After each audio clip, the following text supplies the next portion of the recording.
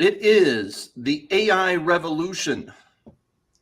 I am Cody Willard, still not a simulation that I'm aware of anyway.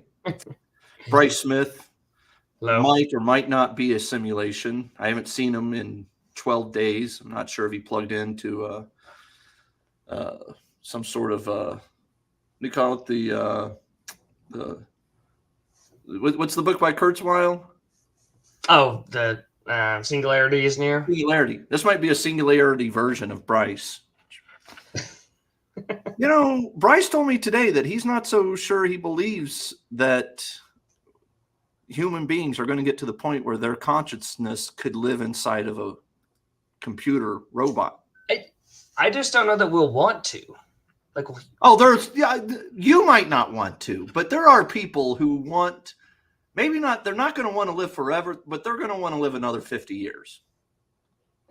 Yeah, I guess so. I mean, I don't know what quality of life you have. Like, you know, like you're just if they get to the point where you can plug your consciousness into a computer mainframe or disk drive, whatever it is, quantum computer that you plug your brain into, then we're Matrix, because then you're going to basically be like, hey, I would like to do this reality. And then you're like, yeah, I'm going to tour with the Grateful Dead, 1974.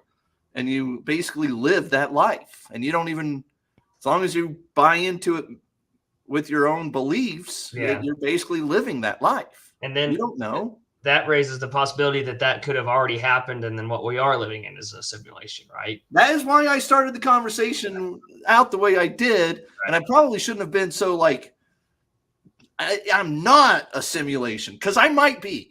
I might not know I'm a simulation. Elon has made that argument, and he said, like, when you look at where video games and everything like that's heading, right, it's very obvious that that's going to be potentially here someday. And then he's like, so then why couldn't it have already happened? Then we are in a simulation. So, yeah, it's possible. I guess it's possible. I don't believe that, but I guess it's possible. Come on. In 50 years, Bryce, knowing what you know about the acceleration of innovation, technological innovation and revolution happens at an ever-increasing pace. We talk about the Kurzweilian rate of technological change, and it's about the fact that it never slows down. It just gets faster. The AI revolution is going to play out more quickly than the smartphone revolution, which played out more quickly than the internet revolution, which played out more quickly than, say, the electricity revolution. You're right. So why can you not, you literally have a slide in our presentation that we went around the world giving the other day, that at the bottom of it, it's this quote from this guy who's talking about the biggest problem for human beings is they can't picture exponential growth. So exponential acceleration of technological advancement dictates that we will, within the next, maybe not 10 years, but let's say 30 years, within our lifetimes, there will be people who can upload their consciousness into a simulation. Yeah, no, I agree. I'm not gonna fight that. You're right. Yeah. All right. Thank you, everybody. All I needed. Bryce said I was right. That is we'll call that a victory for the day and go home. Bryce, have you seen the new 10-cent robot? No. Look at this sucker. All right, let me share my screen. I was going to text you this last night, and then I was like, you know what? I'm going to surprise him on the call instead. Look at this thing.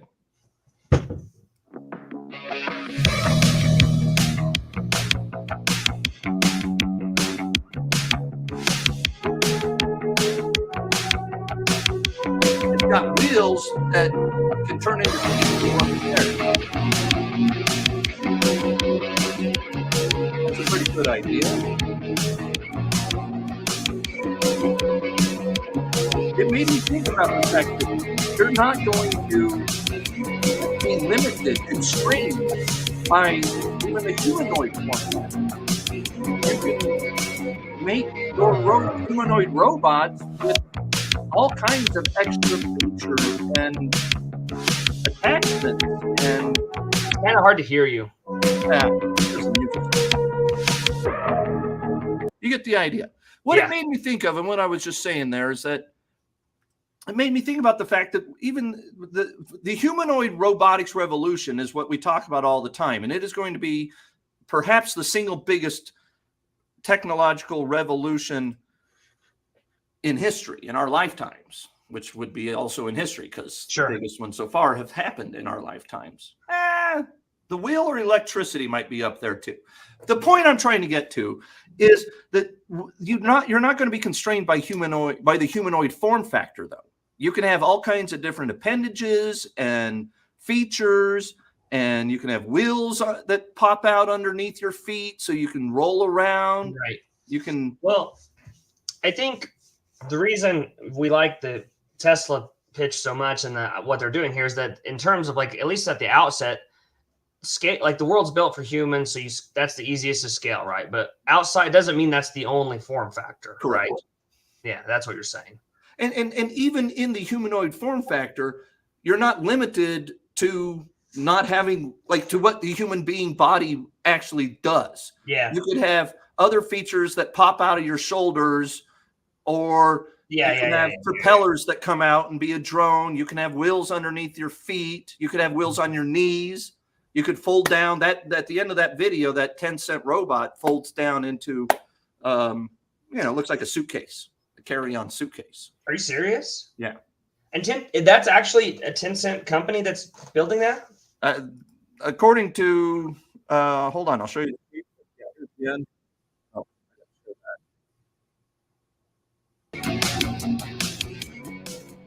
oh, rewind there. I follow the Humanoid Hub on Twitter.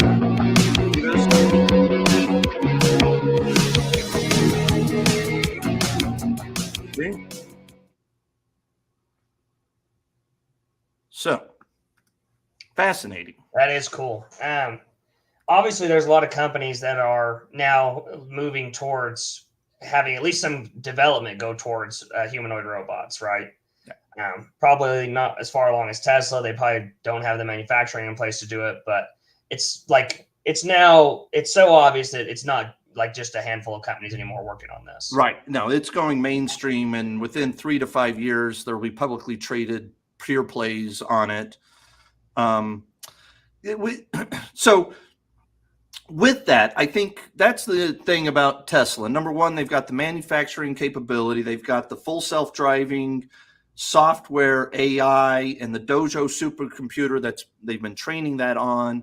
They've been investing in this for years. They've put tens of billions of dollars into it.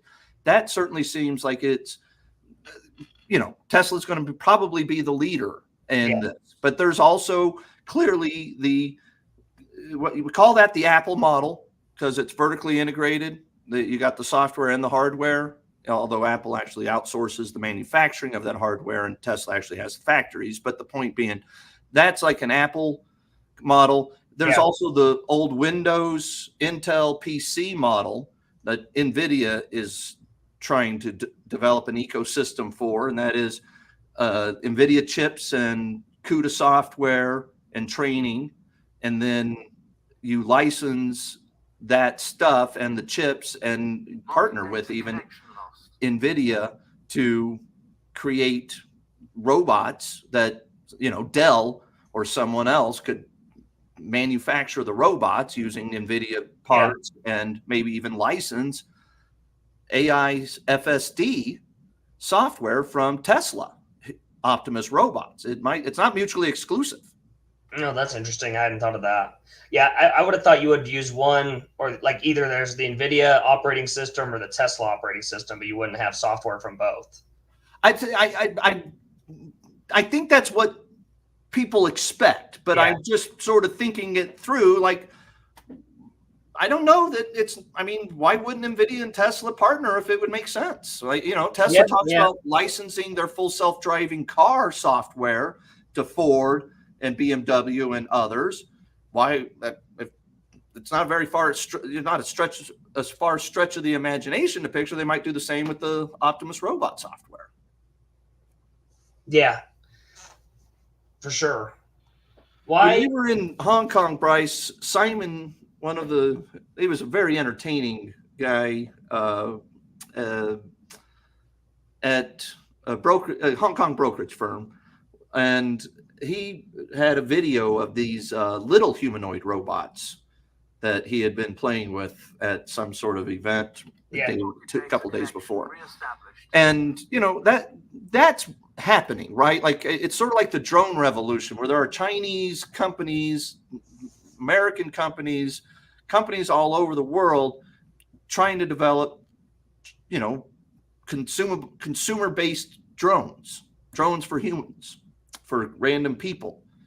And that's going to happen. Clearly, it's already happening with the humanoid robots. Very exciting stuff. Yeah. All right, Bryce, we probably need to talk about the fact that Sam Altman is the last man standing at OpenAI. 3 more executives, the only 3 remaining executives from the years past days, they're gone. They left. Chief technology officer out of there. Mm-hmm.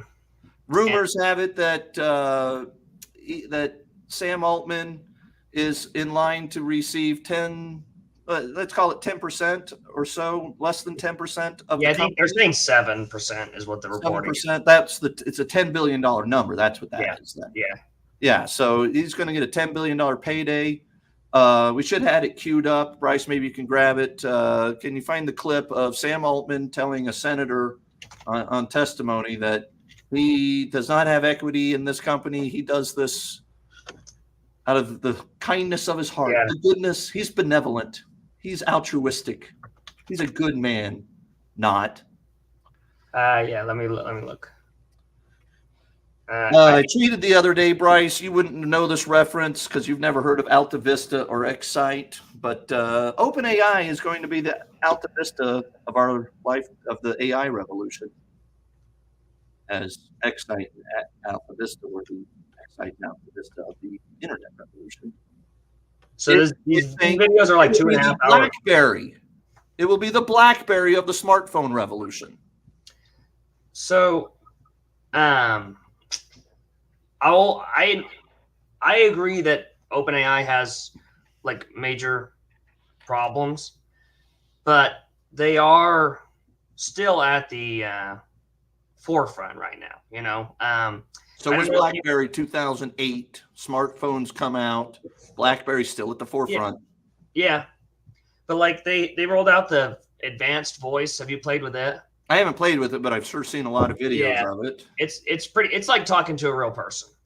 Yeah. You can interrupt it, you can joke with it. But Bryce, this I'm glad you bring that up, because it's like that's another neat gimmick, another little bit of a progression in the technology.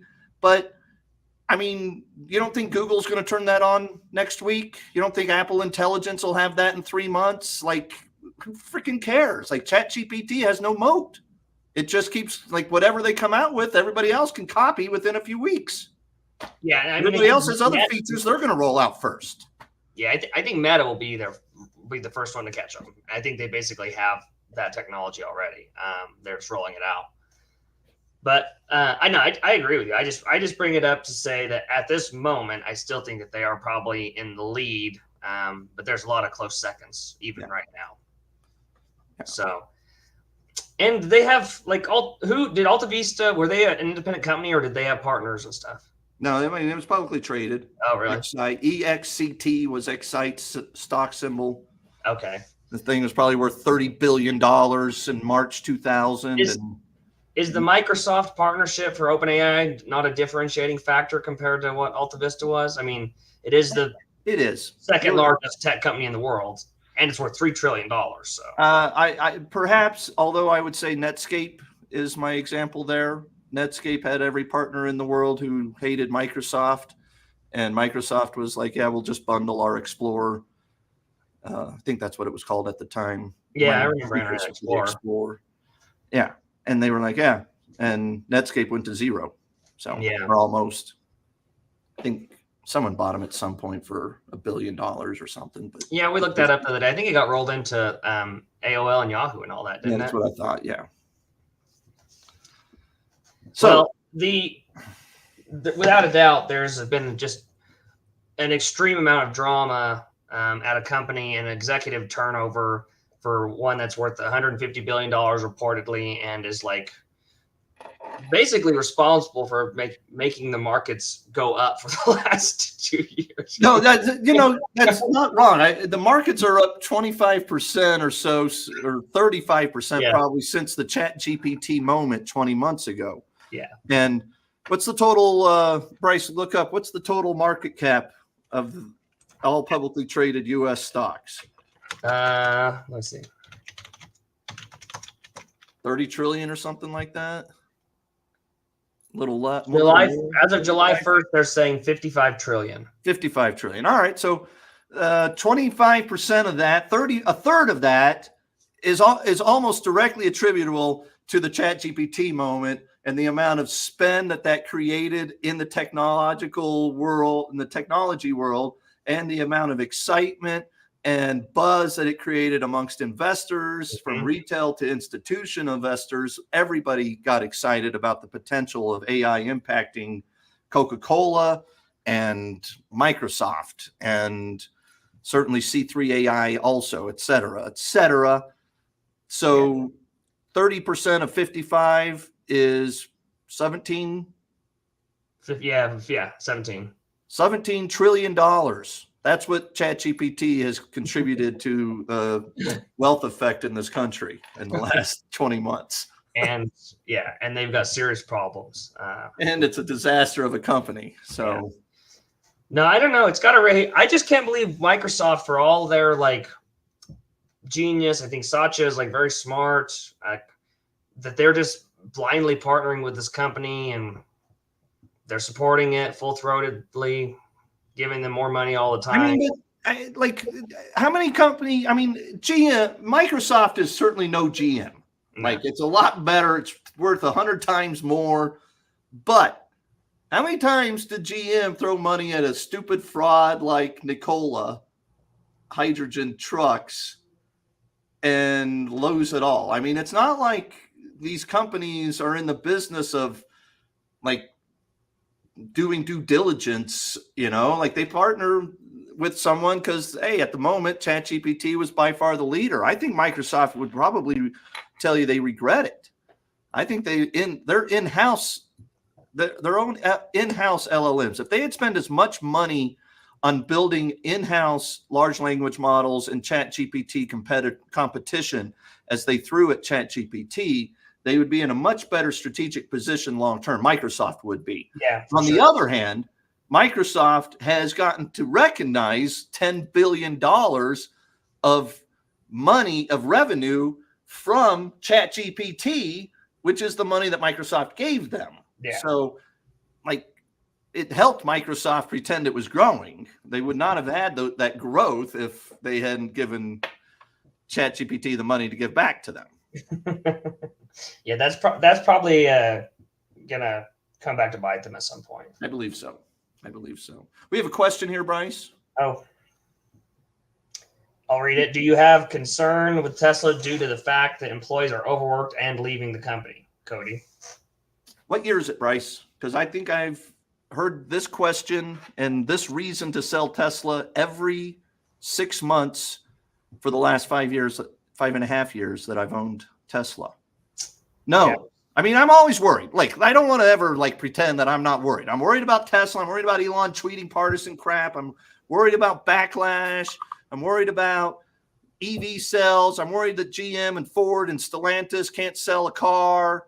Even ICE and hybrids, they can't sell cars. Like, the consumer car business is struggling. I'm worried Tesla is going to somehow not hit their delivery numbers tomorrow or Wednesday when they release them.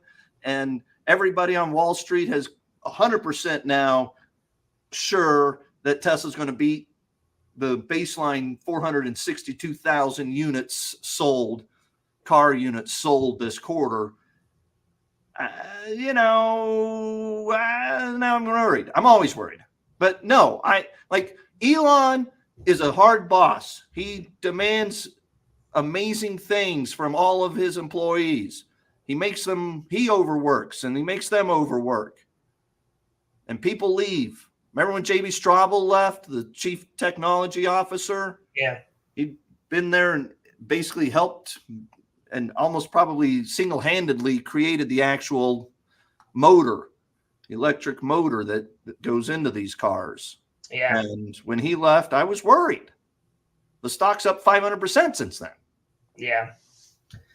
Well, I mean, I think that it's comes with the territory with Elon is that kind of culture. And like you read the book and you see, I mean, frankly, he was just outright jerk to his employees at times, you know.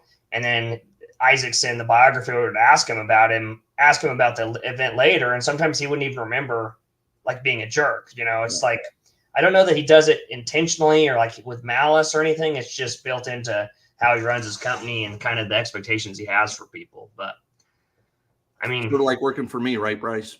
yeah, you're not quite. After reading that book, I'm like, man, nobody should ever complain about their boss unless your boss is Elon. Yeah. For the record, I don't know that I've ever once yelled at Bryce. If it did happen, I, like Elon, blocked it out, but I'm pretty sure I never have. Yeah. Yeah, you can confirm. Yes. Yeah. That's true. Okay. Yeah. Good. But look, you know, it's there's a lot of things to be concerned about with Tesla. There always is. Yeah. There's always a lot of reasons to be concerned about any company. Apple right now, the valuation's too high. Tim Cook can't come up with a new product that doesn't suck. You know, there's Taiwan threat. There's China. They get, you know, every Apple product's made in China. China and the U.S. are not best friends these days. Like, I mean, you can always point to risks and concerns on any company. And it's, you know, we're paid to take risks. We're paid in this as hedge fund managers. We're paid to have guts and we have to make bets. And I have a lot of conviction that Elon and more specifically the teams at Tesla will deliver on the vision for full self-driving and Optimus robots over the next 3 to 5 years. And so the rest of it is noise. I think on that, like, just to hit on the Microsoft thing one more time, like, I don't feel like the market or CNBC or any other commentators like really talk about the risks with Microsoft at all. Like, I feel like everybody's like, Microsoft is killing this. They are the leaders and it is undisputed that nothing could go wrong, right? It's just a matter of time before Microsoft achieves world dominance with AI. And like, even NVIDIA, everybody recognizes, hey, you know, there's these problems and competition on the rise, and their companies, their customers maybe are designing their own chips. Yeah, no, it's funny you say that. That's a good contrast. When people talk about NVIDIA, they almost, even bulls are quick to recognize the risks at this valuation and in competitive pressures. Personally, and Bryce would agree with me, we are not too worried about NVIDIA's competition catching them. Yeah. I'm worried about valuation. I'm worried about other things at NVIDIA, the overall spend on AI, the return on that spend has to start kicking in for these companies like Google and Meta and Tesla to continue spending or continue accelerating their spend in this stuff, more importantly. But nobody ever mentions Microsoft threats, risk. It's like it's like they won and it's easy, and the market cap is, you know, valuation. Don't worry about it. It's all going to work out. I mean, Bryce? What's Microsoft trading forward PE, like 30? Yeah. I mean, that's a lot. What's the top line expectation for growth this year? I want to say probably like 6%, 8% this year, and then maybe 11, 12% next year. Yeah, I mean, and that's for a company that does $350 billion in revenue. I mean, that's a big number, right? Yeah. No, I mean, you're talking about creating another $40 billion of revenue off of a $350 billion base to grow 12%. Yeah, that's a lot. It's a lot. It's not nothing. Yeah. Is there anything else on that? No. I think the other big AI news this week, which I think is very exciting, Hi, sorry, I'm in a meeting.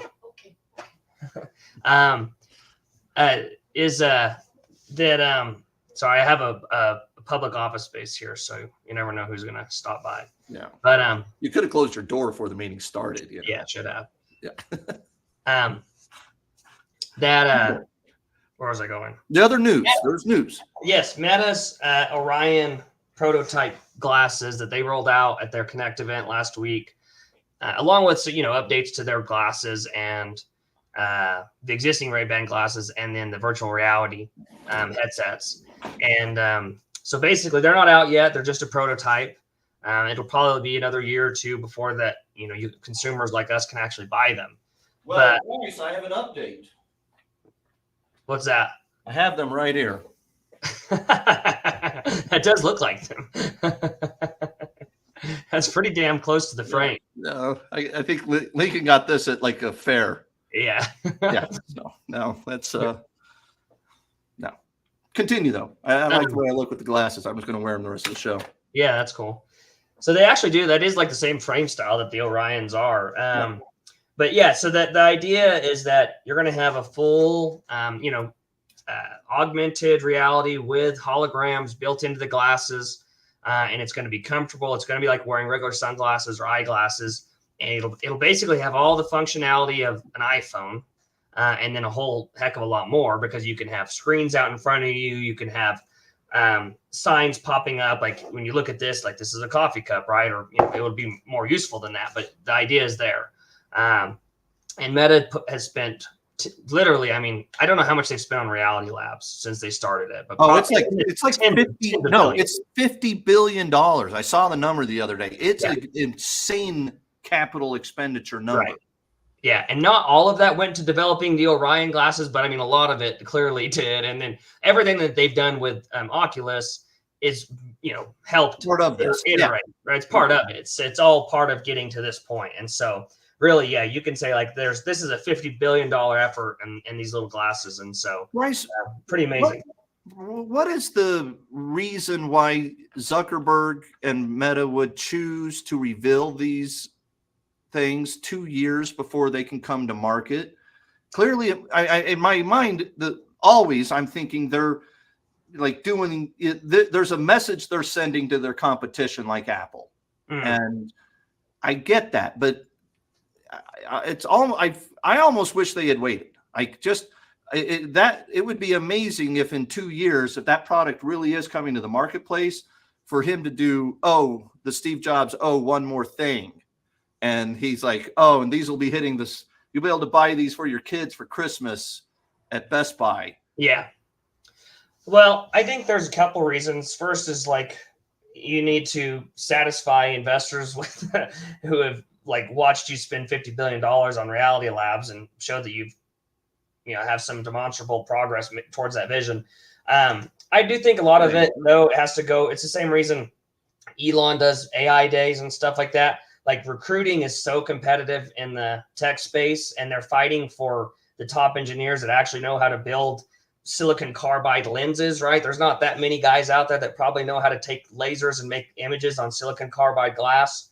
And so if you're competing with Apple and to get those employees, you need to show that, hey, we have the better product. Come work for us, and we'll make you a millionaire, not Apple. That's a great freaking answer. Both of those answers were fantastic. So that's my thought. But yeah, it's not as cool as saying, they're shipping October 15th and have a Merry Christmas, right? That being said, these were so amazing to see that truly to have sunglasses that do that is that what's the old saying that any new technology that's sufficiently advanced enough should be indiscernible from magic?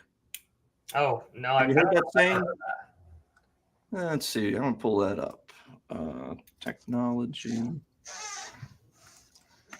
Today's just a magical day with human-machine symbiosis and magical technology. Cody's dreaming big.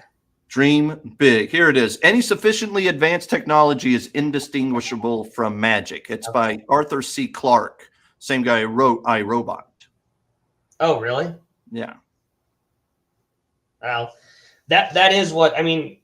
When you watch the reviews, like I was watching one just now, most of the people that have used the product do just like it's like an emotional experience for them.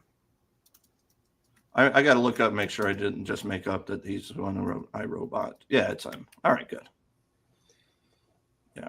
Who's it? Who's the guy that has the laws about robots, like do no harm? That's also Arthur C. Clarke, I do believe, isn't it? It's not like Lavanov or something like that. Yeah, maybe. But it's in that they mention it in that book. Yeah, no, it's Arthur C. Clarke also. Clarke's 3 laws. The first law, a robot may not injure a human being or through inaction allow a human being to come to harm. And it's, by the way, this is all from that book, I, Robot. Yeah. Second law, a robot must obey the orders given it by human beings, except where such orders would conflict with the first law. The third law, a robot must protect its own existence as long as such protection does not conflict with the first or second law. The third law seems unnecessary there. Why do we care about the robots protecting their own existence? Because you want them to be around and help you live long. Yeah, but if a robot needs to sacrifice itself to save a child, it should do that. Yeah, but that make it explicit. It's sort of like the amendments to the Constitution. They didn't have to write those. They'd already said anything not explicitly in this document is punted to the states at most. That might not be the wording they used. But I'm ad-libbing, paraphrasing. I would like to hear you rewrite the Constitution and Bill of Rights in your voice. I think that'd be hilarious. I think that would be pretty funny. We could go to ChatGPT and tell it to rewrite the Constitution in Cody Willard's voice and see what it does. Yeah, we should do that. Take you. That actually would be hilarious. Yeah. But no, it's exciting. It is like, same thing. There's always hype, and now it gets priced in, and then if they delay it, then the stock will go down, right? So. All right, here, I'm going to share my screen. We're doing this right now. You're doing the ChatGPT? Yeah, I'm going to tell it to, let's see, I'm going to the Cody GPT. Let's see, present, share screen, Cody GPT, share. All right. So, rewrite the U.S. Do the Bill of Rights. Bill of Rights in Cody's voice.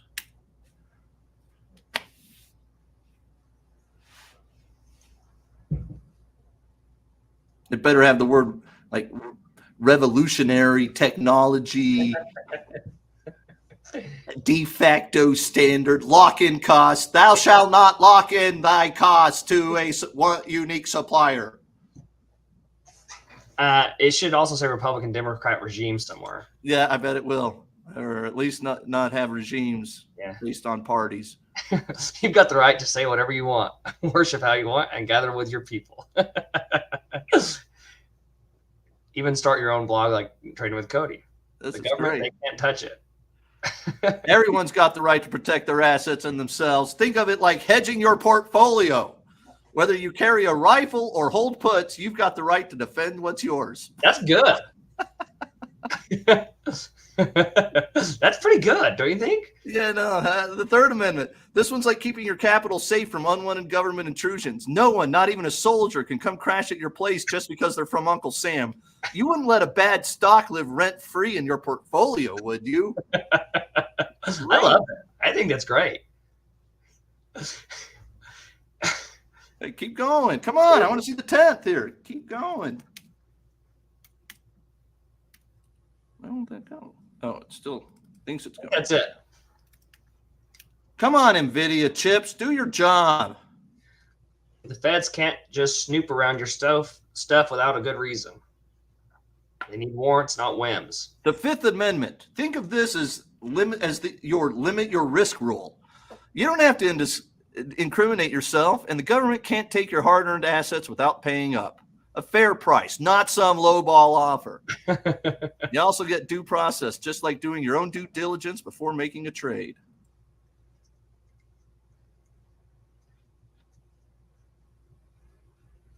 Amendment 1. No, you're on the 10th Amendment. Well, you want to see more? I'm bored now. The 11th and all those are not. Yeah, but I wanted them to finish the 10th one. That looked promising. Well, that's all it is. It just says any power not given above is reserved to the people. Yeah, but look here. It wasn't done. Oh. See? The states and the people keep the rest. It's like how I don't trust a single company to dominate. There we go. 9. Come on, 10.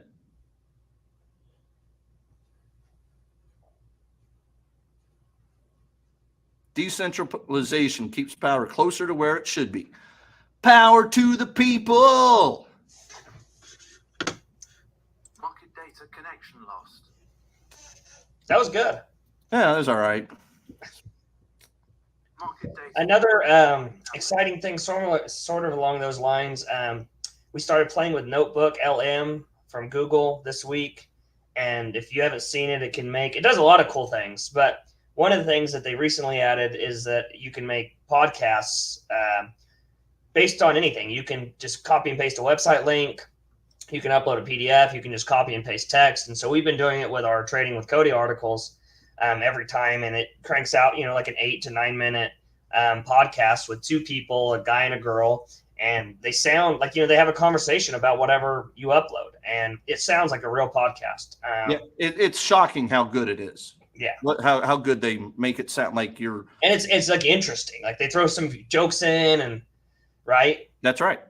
Like it will make some stuff up sometimes. If you're familiar with AI verbiage, they call it hallucinating, where it just will flat out say something that you didn't say in the article. Yeah, we uploaded Bryce's article from a couple weeks ago or last week to it, and Bryce talked about how every time he walked out of the hotel, whether it was in Abu Dhabi, Dubai, or Hong Kong, he saw luxury brands. Yeah.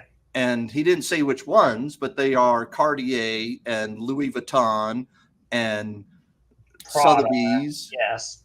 And the thing was like, Bryce even saw Bloomingdale's. Like, yeah. It's not quite what we meant by luxurious brands, but. And we did not. Compared to Target, yes. But. So you got to keep an eye out for that. But that's all AI. You can always make things up. It's really bad. Yeah, but Bryce, as we said, I think the most interesting part of that, hold on.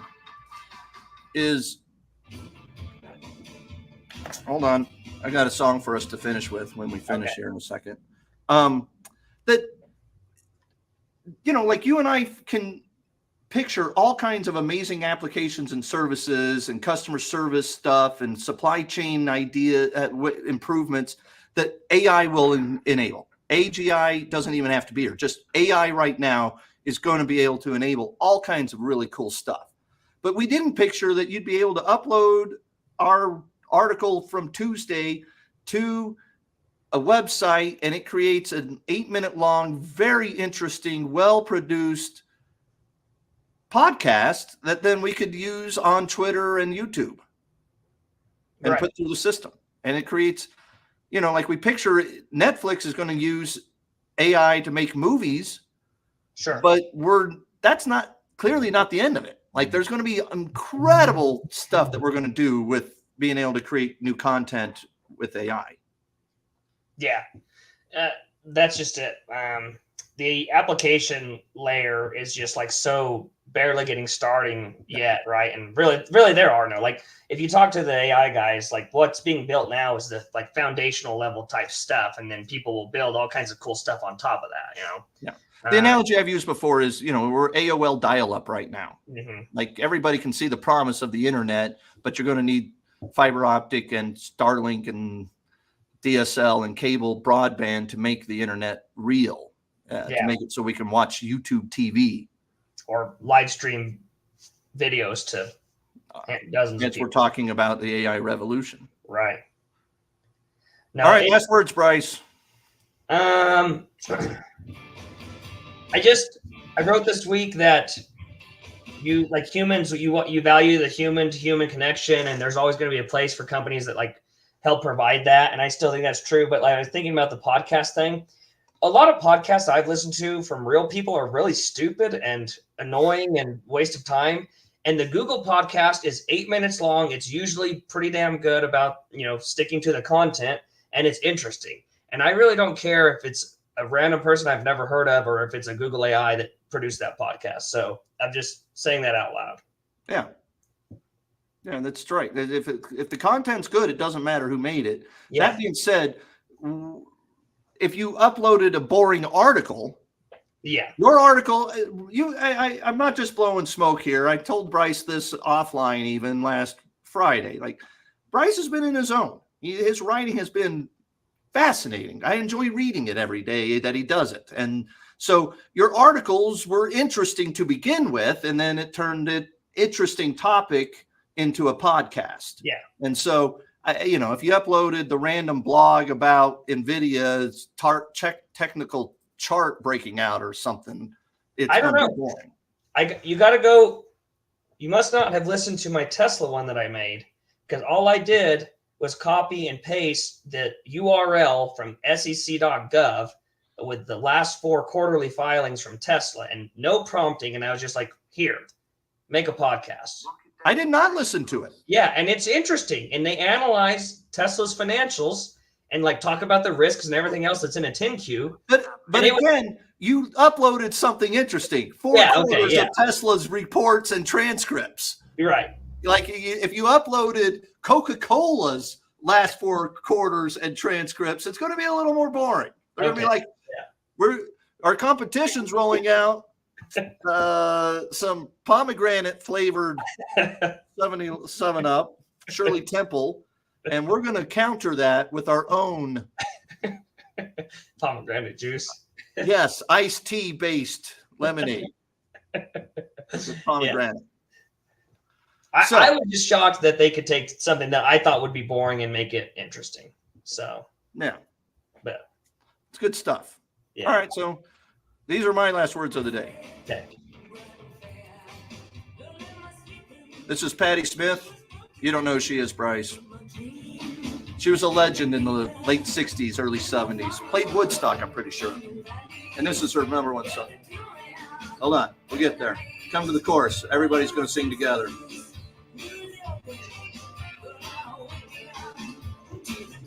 It's coming.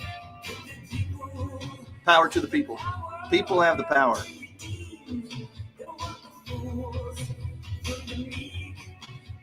All right. Totally anticlimactic. Come on, that's got to be it. There it is. People have the power.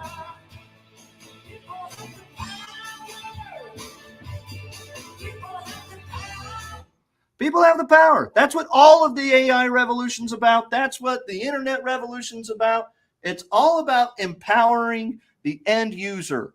It's about creating freedom for a voice to ring on social media. It's about creating a better world and more prosperity and more technology to keep people alive longer, and Amaris with a better life outlook than she would have. She wouldn't even be here 20 years ago. All of it ties in, and it's all about empowering people and making the life better and enabling longer lives.